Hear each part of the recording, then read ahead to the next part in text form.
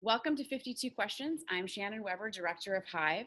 Every year, Hive answers hundreds of questions from patients, their partners, and providers. And each week in 2018, we're bringing one of those frequently asked questions to you in video format. For this week's question, we have a special guest, Dr. Dimitri Daskalakis. I just messed up your last name. That's okay. Will you say it for me? Sure, it's Daskalakis. Daskalakis. Perfect. I put the K in the wrong place. That's okay. I'm sorry about that. And for this week's question, it's going to be a two-part question. And I want to start by priming us for the second question by asking you, after you introduce yourself, what is a viral divide? Great. So I'm Dimitri Daskalakis, like you said, and I'm the Deputy Commissioner for Disease Control at the New York City Department of Health. And I'll start with that first question. Mm-hmm. What is a viral divide? So a viral divide means the break or schism created between HIV negative people and HIV positive people. It's artificial, and it's created by a lot of systems that really say that if you're negative, you go through this door, and if you're positive, you go through that door. So that's the viral divide.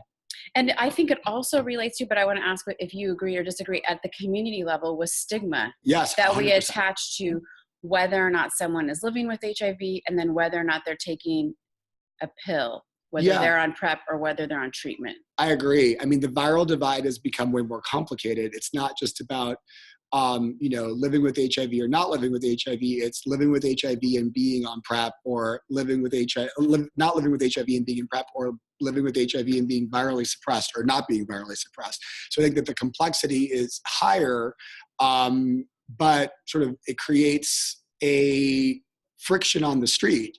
So we have these sort of realities within sort of the public health structure and the way programs are built, and they trickle down exactly to the people who are like living these silos. Yep. And what happens is, I think that it sort of reinforces in a systematic way the stigma that already exists between people who have different serostatuses. Great. All right. So how do you roll out biomedical prevention?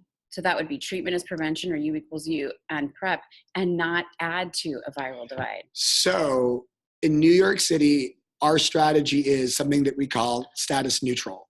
And we're still learning how to do it. So we've come out with a framework. We have a lot of ideas, but really what our goal is to not focus on people's HIV status, but to focus on what they need.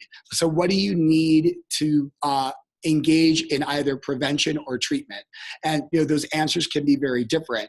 And some of that has to do a little bit with the way that the resources are built. So like for people living with HIV, one of the really easy answers is housing. Housing and jobs, really important. If you have a house and you have a job, what tends to happen is that you're better at engaging with care and services. And so with HIV negative folks, it's not as straightforward. We don't have as many services geared up to them, although definitely we're powering up in different ways with our colleagues that sort of do housing. But at the end of the day, that's the idea. It's what do you do that's right for the person and not right for the status? Because I think that we need to do everything that we can in public health and in the system to not really, encourage this divide.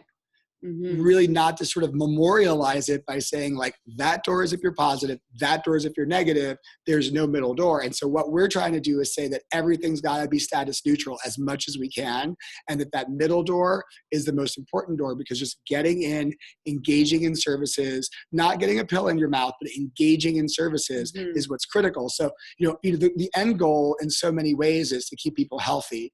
And, we, I think in HIV, have been a little distracted.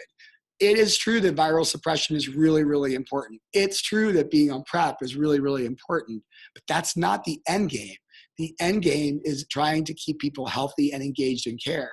And if you do things right and you follow guidelines and you provide culturally responsive services, the hoped for side effect is people go on medicines and their viruses get suppressed, or if there was for HIV, they go on PrEP. But you can't focus the entire game on shoving a pill down someone's throat because it's not successful. It doesn't work. And I think in a universe where a lot of our folks really have medical mistrust, we're launching these biomedical interventions to treat and prevent HIV. It's got to be about loving them and engaging them in care, and not about shoving a pill in their throat. Yeah, what I love about this is like it puts out a welcome mat that says, come as you are. Yeah. I mean, that's really, come as you are, come, whatever your gender is, whatever your race is, like those things are already so hard to deal with. Why do we have to overlay the HIV positive, HIV negative divide there? Like, why do we have to sort of create these doors? So like, if, you know, you're doing good, I mean, honestly, if you're doing good transgender care, guess what? You got good HIV prevention and treatment in there. And if you're not including those, you're missing the boat. If you're doing good care for women, you got to have those in there. And so that's really the idea, that like the engine that drives this idea of like coming into treatment and prevention is quality.